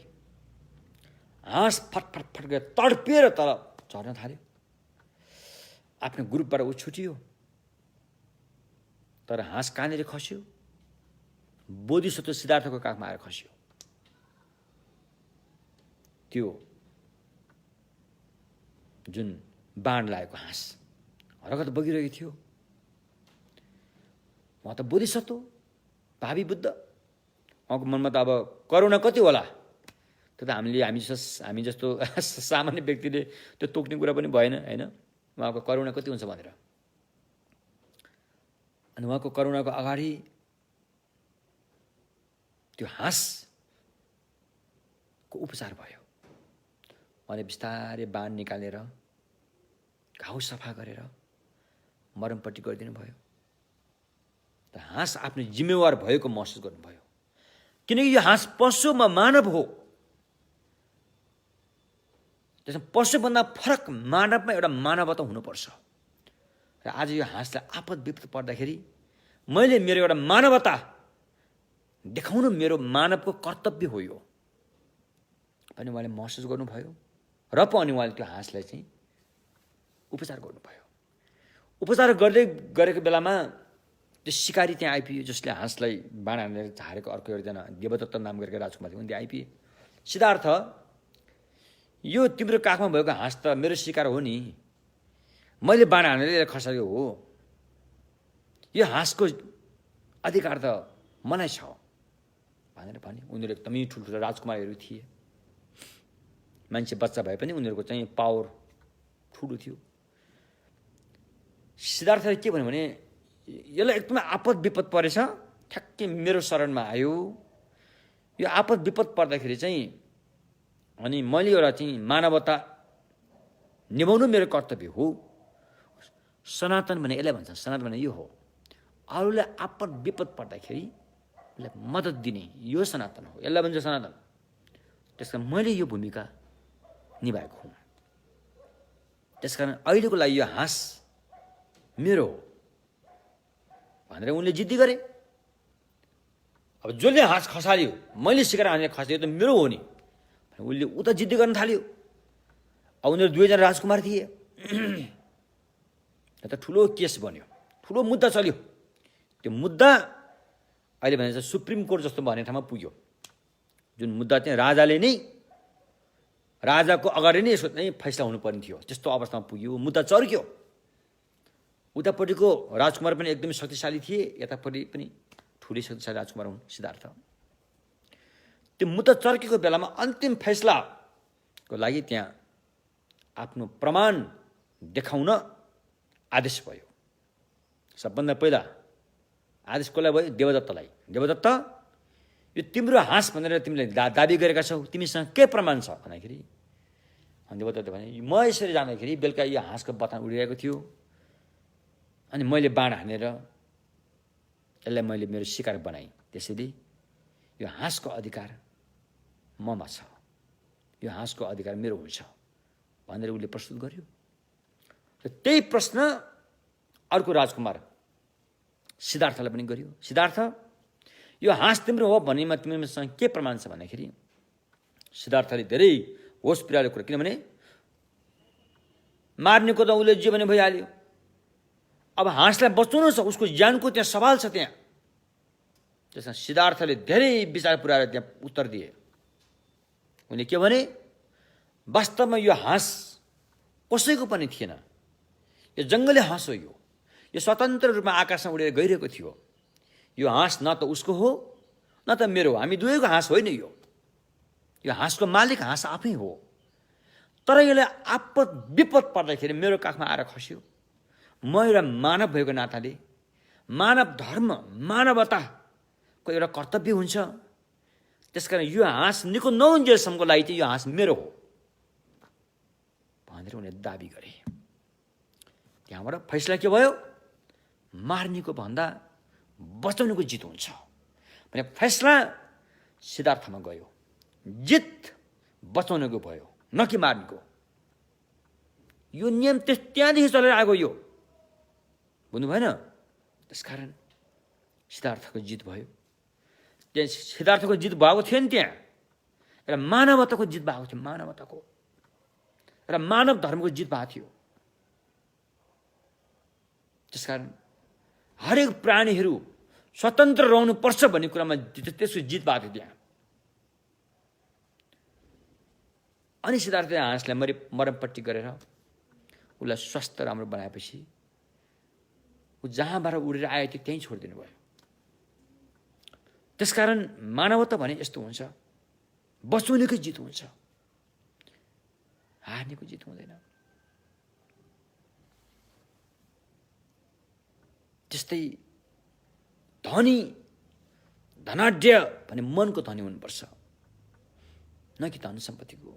मनको धन हुन धेरै जरुरी छ। अशोक राजाको घटना त्यही छ। जब सम्राट अशोकले हत्या हिंसा त्यागेर अस्तिको विजय दशमी, जुन हामी विजय दशमी भन्छौँ नि, त्यो चाडपर्व अशोक राजाबाट सुरु भएको हो। जब उनले अधर्म हत्या हिंसालाई जिते, विजय प्राप्त गरेर अथवा त्यसलाई चाहिँ हत्या हिंसा त्यागेर सम्यक मार्गमा लागे, अनि उनले सबभन्दा पहिला के गरे त भेटनरी खोले। भेटनरी यो पशु प्राणीको उपचारको सुरुवात गर्ने नै अशोक राजाले हो। त्योभन्दा पहिला यस्तो कुरा थिएन। उनले भेटनरी खोले। राजमार्गको दायाँमा रुख रोप्न थाले। यो पनि अशोकले सुरु गरेको हो। बाटोको दायाँमा रुख रोप्ने, चौतारी बनाउने, पानीको कुवा खन्ने ठाउँ ठाउँमा, यो सबै अशोक राजाको देन हो।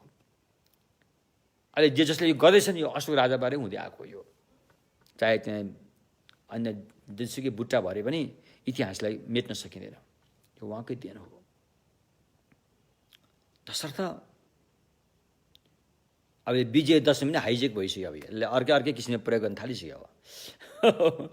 त्यसकारण अब अशोक राजाले भगवानको शासन विश्वमा फैलाउनको लागि, भगवानको शासन के थियो? मानवता थियो, मानव धर्म थियो।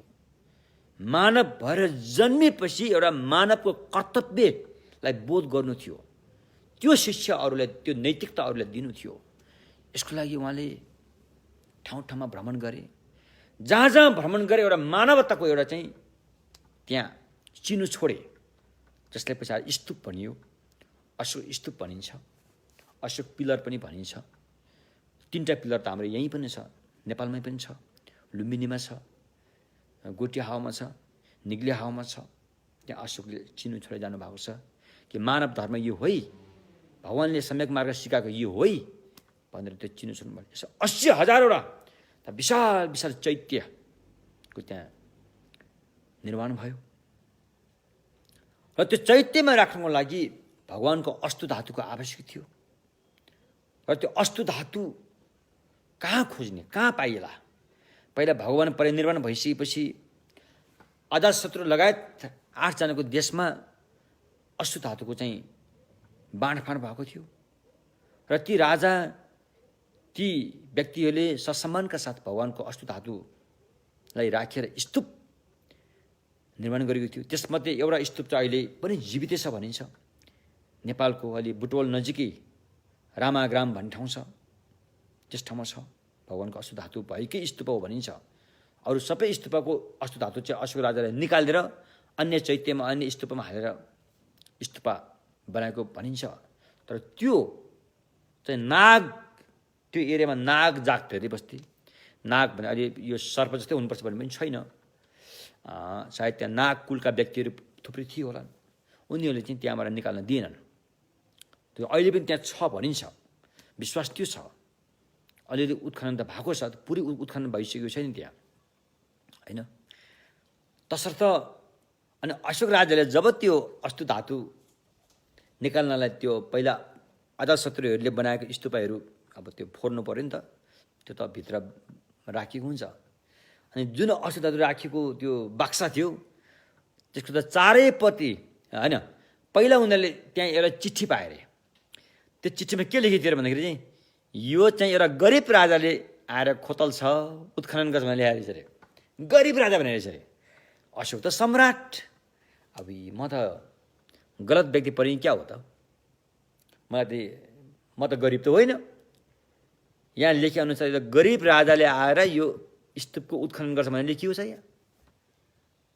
तर मलाई त अस्तु धातुको आवश्यकता छ भनेर झन् उत्खनन गरेर जाँदाखेरि त्यहाँ त जुन बाक्सामा अस्तु धातु राखिएको थियो त्यो चारैपट्टि मणि रहेछ अरे।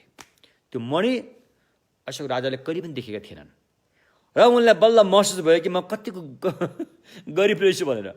त्यस्तो चिज त उनीसँग थिएन। त्यस्तो मणिले घेरेर चाहिँ भगवानको अस्तु राखिएको रहेछ अरे, होइन? अनि ती अस्तु निकालेर 84,000 ती धातु राखेर धातुको स्तूपहरू निर्माण गरियो। ऐतिहासिक रूपमा त्यति प्रमाण त भेटिएको छैन, तर पनि काठमाडौँ भ्यालीमा अहिले 4वटा अशोक स्तूपहरू छन् जुन देखिन्छन्। काठमाडौँ भ्यालीमा त्यो अशोक राजाले बनाएको भनिन्छन्, तर त्यति ऐतिहासिक पुष्टि त हुन सकेको त्यति छैन, तर पनि मान्यता छ। जस्तै एउटा अशोक स्तूप लुबुमा छ, एउटा अशोक स्तूप लगनखेलमा छ, एउटा अशोक स्तूप पुल्चोकमा छ, पनि एउटा अशोक स्तूप उता गोर्खो होइन, पाटनको यो बगलामुखी नजिकै छ यी अशोक स्तूपहरू। यति मात्रै होइन, अन्य ठाउँमा पनि अशोक स्तूप भन्ने थुप्रै छन्। त्यो खोकना भन्ने ठाउँमा त अहिले सानो खोकना भन्ने ठाउँमा त ओपन म्युजियम हो। सानो खोकना भन्ने ठाउँमा त खेतीहरू खनेकै बुद्धको स्तूप निस्किहाल्छ, त्यहाँ बुद्धको मूर्ति निस्किहाल्छ। त्यहाँ सम्भवतः त्यहाँ पहिला ठुलो विहार भएको हुनुपर्छ, गुम्बा भएको हुनुपर्छ। त्यहाँ यस्ता थुप्रै ठाउँहरू छन्, ती ठाउँको खोजी गर्नु छ होइन। कति ठाउँ त मेटेर गइसक्यो, कति ठाउँ त अरूले जबरजस्ती गरेर अन्य कुराहरूको त्यहाँ पुरै भइसकेको छ। त्यसकारण काम गर्नुपर्ने धेरै काम बाँकी छ। तसर्थ अब यी कुराहरू लिएर आएर अनि यो के अरे गुणगान होइन, एउटा मानवता, मानव धर्म, मानवमा हुनुपर्ने नैतिकताको सम्मान आधार हुनु पर्यो, त्यसको कदर हुनु पर्यो। तब न हामी सक्षम बन्छौँ, तब न हाम्रा बालबालिकाहरूको चाहिँ जीवनमा नैतिकता आउँछ। तब न त्यो बालबालिकाबाट पछि तपाईँ बुढाबुढी भएपछि रुनु पर्दैन। उसको कारणले सबै राम्रो भएर जान्छ, सबै मङ्गल मङ्गल मङ्गल भएर जान्छ। भगवान्ले देशमा गर्नुभएको यो कुनै एउटा पक्षपाती यो यो यो भन्नुभएको छैन। सबैको लागि खुल्ला द्वार, भगवान्को सम्यक मार्ग सबैको लागि खुल्ला द्वार हो यो। जो कोही पनि आउन सक्छ यसमा, जो कोही पनि आएर अभ्यास गर्न सक्छ, अनुभव गर्न सक्छ र सुखी जीवन बिताउन सक्छ होइन। त्यसो भएकोले यो कुरा हामीले बुझ्नु पर्यो। र महायान सूत्र अलङ्कारले अहिले यो गुणगान गर्ने कुरामा 3टा बुन्दा प्रस्तुत गरेको छ। 3टा बुन्दा, एउटा चाहिँ प्रयोग भने तयारीको अवस्था, तयारी गर्ने हाम्रो अभ्यास साधनाको तयारी, मानवता, मानव धर्म, मानव नैतिकताको तयारी, त्यसपछि त्यसबाट प्राप्त हुने सुखदायक मङ्गलदायक फल होइन, त्यसलाई प्राप्त गराउने हेतु कारण, तिनवटा धेरै महत्त्वपूर्ण हुनु जरुरी छ। अनि मात्रै हामी सुखी हुन्छौँ। हामीले काम गर्दा हाम्रो तयारीमा होइन, हामीले रोपेको बिउ गलत छ भने त्यहाँबाट सुख पाउनु भने आशा गर्नु के अरे आकाशको फल मरे भने जस्तो भयो, त्यो कहिले पनि पाउँदैन। फल सही रोपेको हुनुपर्छ। सुख पाउनु भने सुख पाउने फल नै रोपेको हुनुपर्छ। दुःख पाउने फल रोपेर सुखको फलको आशा गर्नु मरिजानु हो, त्यो कहिले पनि हुनेवाला छैन। त्यसकारण सही बिउ रोपेको हुनु पर्यो। सही बिउ रोपेर पनि मात्रै हुँदैन, त्यसलाई हुर्काउने तौर तरिका राम्रो हुनु पर्यो होइन, र विधिपूर्वक त्यो बिरुवालाई हुर्काउन सक्नु पर्यो। अनि मात्रै त्यहाँबाट भने जस्तो फल उत्पादन हुन्छ। अनि त्यो फल तपाईँलाई प्राप्त गरेपछि तपाईँ सुखी हुनुहुन्छ। तर अधिकांश व्यक्तिले के गर्छन्, गलत बिउ रोपेर सुखको चाहना राख्छन्।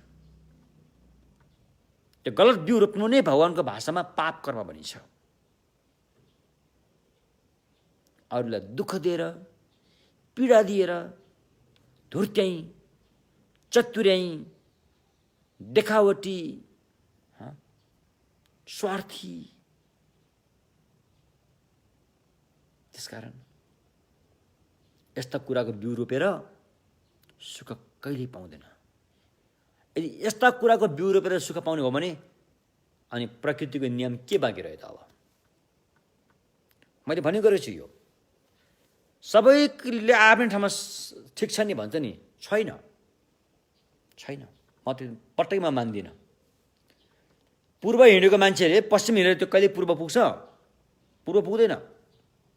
हुन त अब अहिलेको वैज्ञानिक हिसाबले यो पृथ्वी गोलो छ, आखिरमा त्यहीँ पुग्छ भन्ने कुरा एउटा भनाइ छ।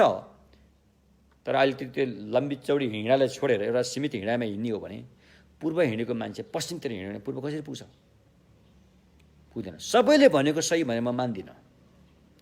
सबैले भनेको सत्य हो भने असत्य के बाँकी रह्यो त? अब सबैले बोलेको सत्य हुने हो भने के बाँकी रह्यो त? यसकारण सत्य र झुट्टो के हो त्यो छुट्याउनु छ। छुट्याएर सत्यको पक्षमा खडा हुनु छ भन्नुको तात्पर्य यदि हामी सुखी चाहन्छौँ भने दुःखको बिउ रोप्न जरुरी छ। दुःखको बिउ रोपेर तपाईँ सुख चाहनुहुन्छ भने तपाईँ फस्नुभयो। तपाईँ आफूलाई धोका दिएको हुनेछ। बुझ्नुभयो नि के? तसर्थ सुख पाउनलाई सुखकै बिउ रोप्नु पर्यो।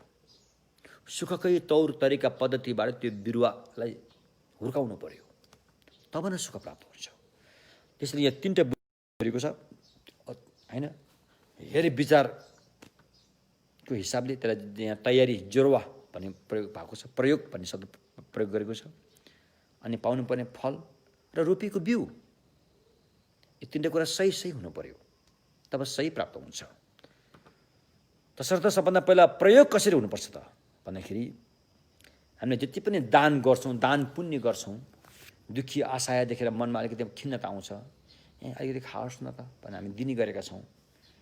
प्रायः हाम्रो नेपालीहरूको मन अलिकति राम्रै छ भन्नुपर्छ। अरूको भन्दा हामी जतिसुकै दुःखी गरिब पनि हिँडो धुलो धुवामा गोबरहरूमा लडीबुडी गरेर हाम्रो जीवन हुर्केको भए तापनि मन चाहिँ अलिकति कोमल छ है। नेपालीहरूमा मन अलिकति कोमल छ, कमल मन छ हैन।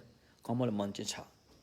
सायद अब हामीसँग भगवान बुद्धको जन्मेको घरमा जन्मेकोले त्यति अलिकति भए पनि रहेको हो कि जस्तो मलाई लागिरहेछ। अलिकति कोमल मन चाहिँ छ नेपालीमा। त्यो चाहिँ बुद्धको पन हो, भगवान बुद्धको पन हो त्यो। त्यति चाहिँ हामी छ, अहिलेसम्म पनि छ है। त्यो त्यति निराश भइहाल्नुपर्ने कारण छैन। त्यसलाई अलिकति विकास गर्यो भने माथि आइहाल्छ फेरि। कोमलपन चाहिँ छ, जुन बुद्धले हामीलाई एउटा मानवता सिकाएर जानुभएको थियो। हामीलाई पुर्ख्यौलीहरूलाई कमसेकम त्यो बिउ अहिलेसम्म रहेको छ। कमसेकम मैले अहिले सुन्दै आएको छु, सिन्जा भन्ने एउटा ठाउँ छ, म त्यहाँ पुगेको छैन। त्यहाँ खसहरूको उत्पत्ति ठाउँ हो अरे त्यो सिन्जा भ्याली। अहिले खस भाषा पनि त्यहाँबाट आएको भन्छन् के अरे। त्यहाँतिरका मान्छेहरूले के भन्छ अरे, हाम्रो कुलदेवताको मन्त्र त ओम मने पत्नी हुँ हो भन्छन् त्यो त्यहाँको मान्छेले। केही बाँकी रहेको रहेछ नि त सम्यक मार्गको केही। अहिले उसले त्यसलाई अब गलत ढङ्गले प्रयोग गरे के हामीलाई थाहा छैन। त कमसेकम अब हाम्रो चाहिँ कुलदेवताको मन्त्र चाहिँ ओम मने पत्नी हुँ हो रहेछ भनेर भनिन्छ। अलिकति रहेछ नि त त्यो अलिकति। त्यसकारण हामीले अहिले निराश भइहाल्नुपर्ने जरुरी छैन। हामीसँग भगवानको केही न केही अझै पनि केही चिजहरू रहेको छन् हैन। त्यो कोमलपन र दया भावना यो नेपालीहरूमा छ। त्यसको हिसाबले हामी जसुकै गरिब देश भए तापनि हामी आफैलाई गर्व गर्नुपर्छ त्यो हिसाबले हैन। त्यो कोमलपन छ भनेर नै आज भगवानको सम्यक मार्गमा लागेका सारा विदेशमा रहेका कल्याण मित्र गुरुहरूको यहाँ नेपालमा आउनुहुन्छ। उहाँहरू यहाँ त्यहाँ भ्रमण गर्नुहुन्छ नेपालमा। त्यो कोमल मन छ, बुद्धपन केही छ नेपालीहरूमा भनेरै आएको हो नि त त्यो त हैन। त्यसो भएकोले त्यसको लागि अब हामीले अलिकति प्रयोगमा ल्याउनु पर्यो। त्यो कोमल मनलाई चाहिँ प्रयोगमा ल्याउनु पर्यो। तर हामीले त्यसलाई चाहिँ लुकाएर छुपाएर राखेका छौँ कि अन्धकारमा फसाएर राखेका छौँ।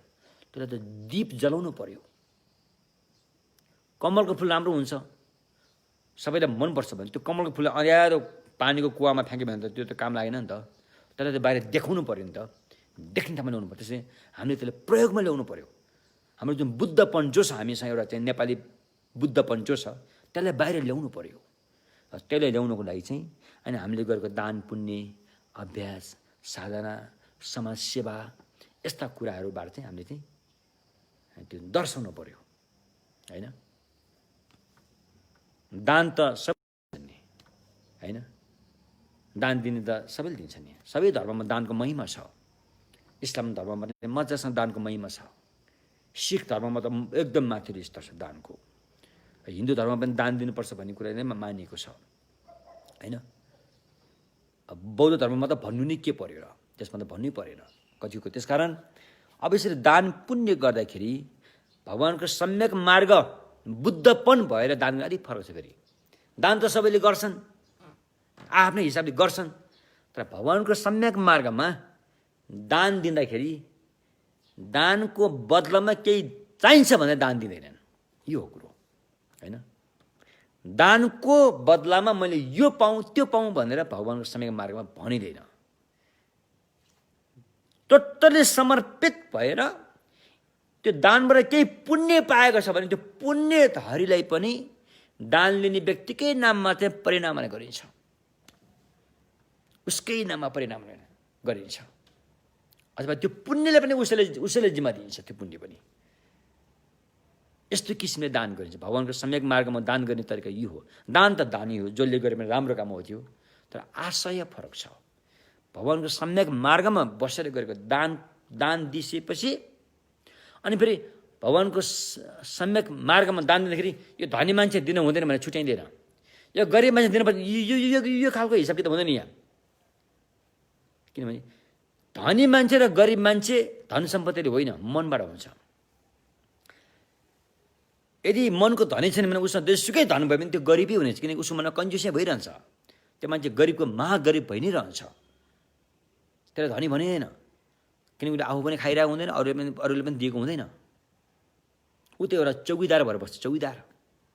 त्यो धन सम्पत्ति खाने अरू कोही आउँछ त्यहाँ, त्यो उसले जुन त्यो थुपाएर आएछ नि त्यो खाने त अरू कोही आउँछ। म एकपल्ट अमेरिका जाँदाखेरि मेरो एकजना मित्र हुनुहुन्छ अमर छन्त्याल। म छन्त्यालको केही परिवारहरूसँग मेरो सङ्गत भएको छ। उहाँ अमेरिकाको बाल्टिमोरमा बस्नुहुन्छ र अनि उहाँको रेस्टुरेन्ट छ त्यहाँ, अमर छन्त्याल। धेरै वर्ष भयो उहाँको नाम आज यहाँ त्यो सन्दर्भमा उहाँको नाम मलाई याद आयो र यो सन्दर्भमा यहाँ जोड्दैछु। र मेरो अर्को एकजना साथी हुनुहुन्छ श्री प्रसाद श्री गुरुङ भन्ने, उहाँ पनि त्यहाँ बस्नुहुन्थ्यो। अनि उहाँलाई भेट्न जाँदाखेरि अनि उहाँसँगै त्यहाँ पुग्यो र उहाँहरू पहिला नेपालबाट अमेरिका जाँदाखेरि एउटै प्लेनमा जानुभएको रहेछ। अमर छन्त्याल र श्री गुरुङ एउटै प्लेनमा जानुभएको रहेछ। र त्यहाँ पुगेपछि 12 वर्षसम्म उहाँहरू नभेटेको रहेछ। हेर्नुहोस् है, श्री गुरुङ भन्ने व्यक्ति उहाँ यस्तो मेहनती हुनुहुँदो रहेछ कि 12 वर्षसम्म छुट्टी नलिएर काममा खट्नु भएको रहेछ। हप्ते छुट्टी समेत नबसेर काममा खट्नु भएको रहेछ उहाँ। भनेपछि साथी भेट्ने कुरा आएन। अब म त्यहाँ गएपछि म त्यहाँ पुगेको न्युले अनि उहाँलाई भेट्ने त्यो एउटा अवसर जुट्यो भनौँ न। अनि पहिला त उहाँले त्यो अमर छन्त्यालले पत्याउँदै पत्याएन यो व्यक्ति श्री गुरुङ हो भनेर। अनि अनुहार त सबै उस्तै छ। ए फलाना तिमी त श्री गुरुङ होइन? हो भने तिमी 12 वर्षसम्म हामीले नभेटेको के हो यस्तो?